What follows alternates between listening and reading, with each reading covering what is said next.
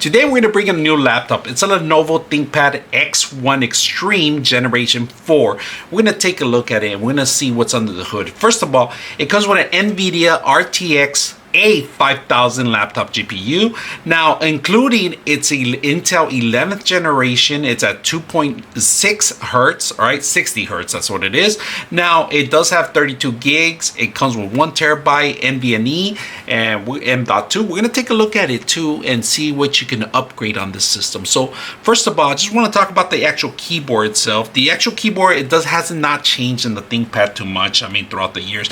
The only thing I've seen the upgrades on a couple of things is that you have the fingerprint reader on the actual power button, which now came out a while back too, and now everybody adopted. Now, the different features that this system has, it looks more like a Surface. It's thin as a Surface, just the actual monitor itself, but the actual casing itself, the actual keyboard part of it, it's a little thicker. Now, it does have the vents in the back, and it does throw out a lot of heat when you're working on a lot of these applications. If you guys notice, the actual speakers are pretty, they're right in the front. They're real strong, real powerful. If you're going to be gaming on the system, it's really good quality for gaming. If you're going to be working three-dimensional programs or any Autodesk, it's an actual really good system. Now, you're not going to get functions of a desktop, but it's capable of handling those applications. So let's go ahead and take a look at it and see what you get when you get something like this. So first of all, you get all the function keys up here, and with the function keys you could change certain things. You could turn off the mic, you could turn off the audios, you actually control the actual monitors. If you're going to replace, if you have multiple screens, you could control that through here. You could do the airport mode. You can pretty much control all these functions with the pictures that show you on the top. Where the actual F1 keys used to be, the F1s actually transfer into the function keys. Now you have a couple other items in here, and you still have that red mark, the red little mouse in here that they include. It's their trademark pretty much for many years. When ThinkPad used to be IBM, it was always there too. So it hasn't gone away. They continue to keep the same traditional setup. All right, first of all, about the ThinkPad. One thing I don't like about this, if you guys can see, it gets all the fingerprints. No matter how much oil you have in your hand or any oil, it still gets all the fingerprints.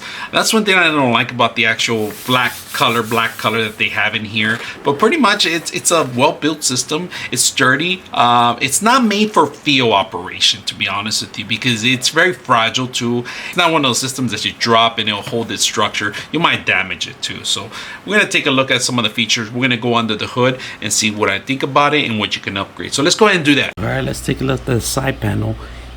Here we're going to have on our SD card reader, we have two USBs, 3.1s if you can see, and then we have a lock system, and of course you have the power button right next to it. Look at the other side, you have a 3.1 jack, you got a HDMI, and then we have two type C's in here, two USBs, and then the power adapter. Right now we're charging it, so you'll see an indication of light coming in. Take a look at the actual camera.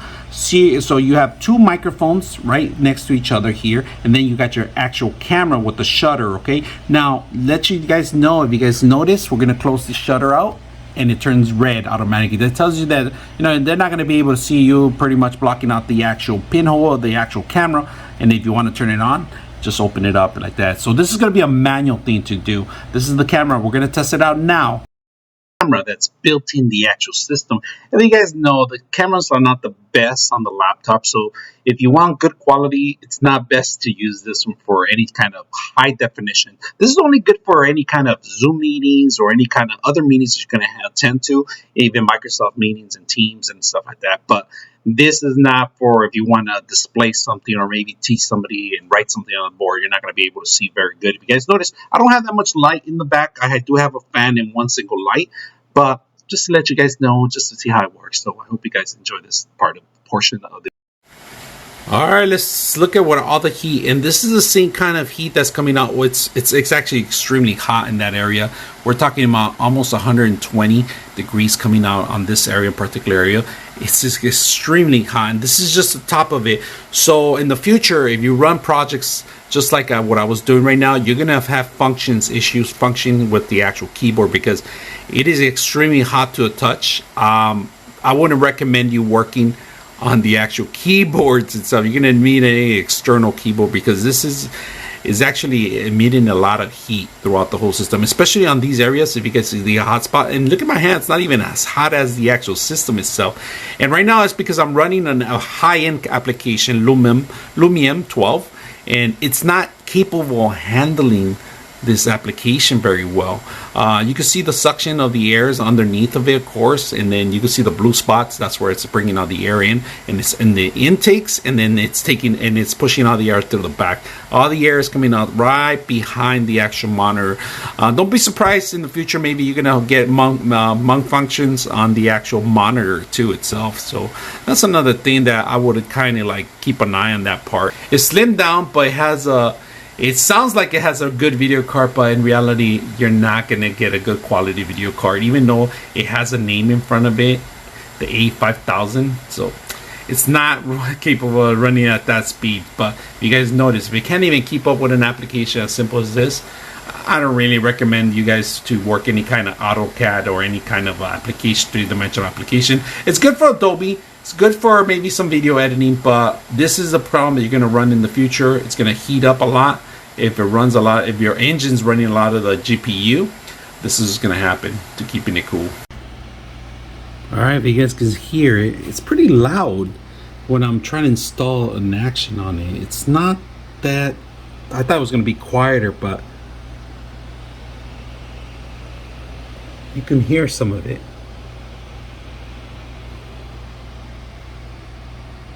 All right, we're gonna test out the surround sound on the actual speakers of the system, see how well they work, and see if it actually identifies left to right. So let's go ahead and do that.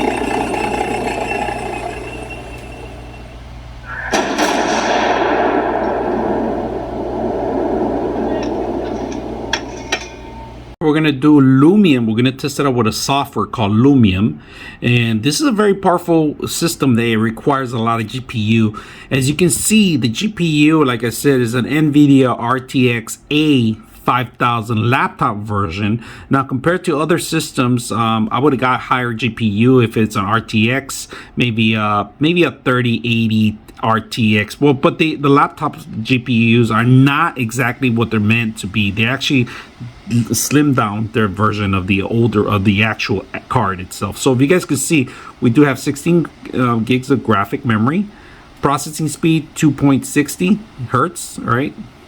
And then we got the system 32 up to 32 gigs. Recommendation, we're just in the mark right here.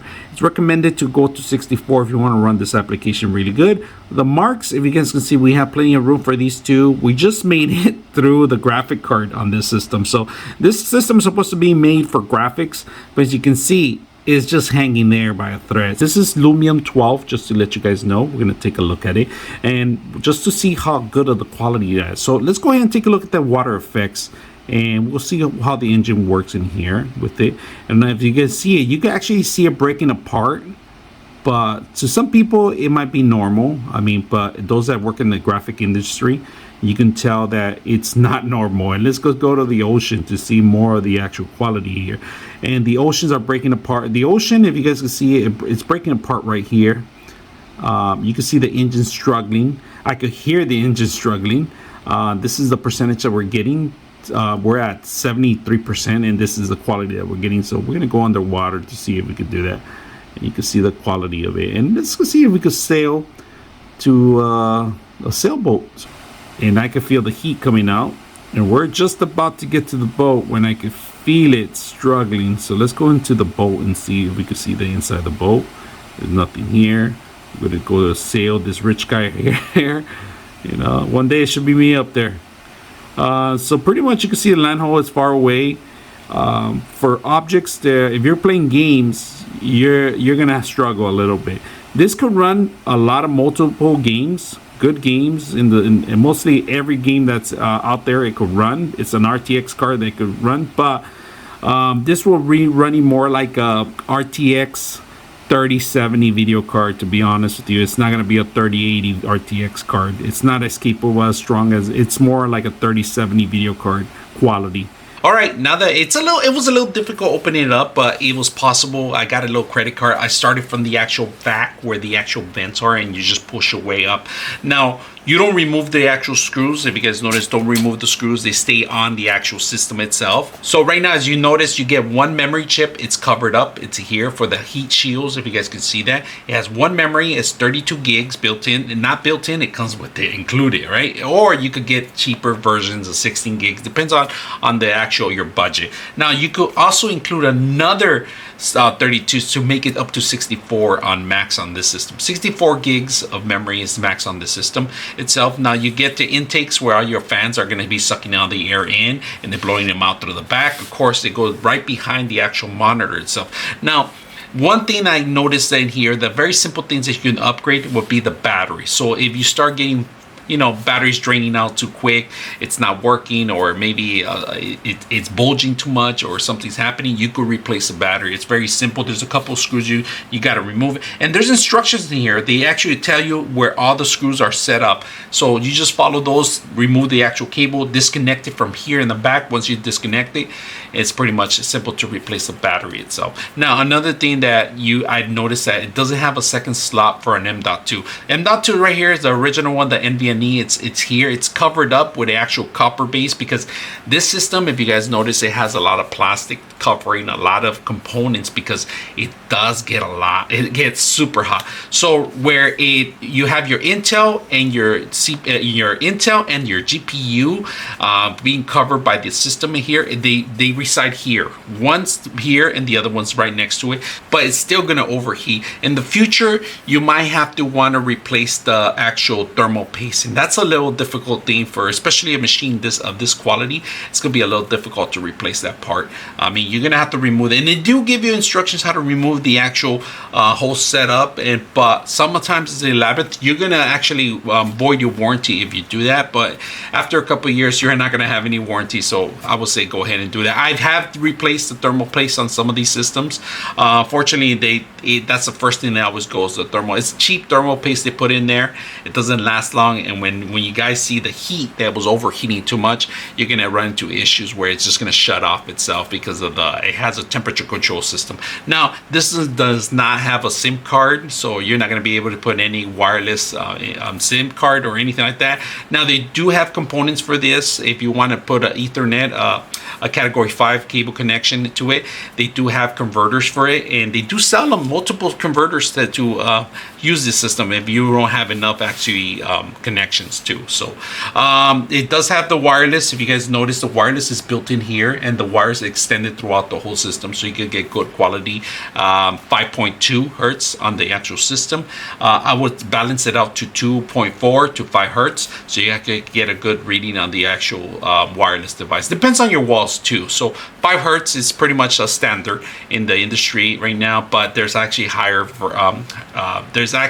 frequency and now available, but that's for another talk show. We could do some other stuff. So not that much. If you ever lock yourself off your BIOS, you can always, they do still include the battery, so it's easy to remove the battery, wait a couple of minutes, put it back in there. The system will automatically forget the system. You're gonna have to default a lot of the settings itself. You're gonna have to teach the system about your M.2, about how to start the OS and boot ups and all that stuff. So that's the only thing you have to worry about. The only thing you can upgrade is add an extra memory.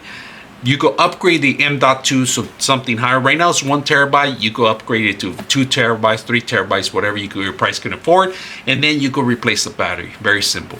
So overall, after testing this machine and doing all the functions and all that, running all the tests, my advice, if you're gonna go into gaming or if you're gonna go into three-dimensional applications, I would recommend you skip this machine and get something a little bit more kick on it, because it struggled, it overheat. They thin it down so much that not enough air being circulated properly in here, and it does get a little hot. In the future, you're going to run issues with your keyboard overheating. It's going to burn out some of the functions in there. Thermal paste is going to be one that you're going to have issues in the future. Some of the functions are going to stop working. It could be either memory chip because it's close to the CPU and GPU, and also your M.2. Everything's brought close together, and I don't think a lot of heat is being distributed properly. Even though they have all these covers just for that, you're still going to run into issues in the future if you're going to run these applications or you're going to be gaming. So my recommendation, if you're going to do these kind of functions, get something else instead of this. So great system for if you're going to travel. It's lightweight, very simple, easy to take with you. If you're a photographer or you're using Adobe, this is a good system. Video editing, you're going to struggle just a little bit here, but it's actually a good system for that too. So if you're looking for a student's computer, majoring in graphic design or three-dimensional applications, this is something they could use as a semi-entry level. So I hope you guys enjoyed the video.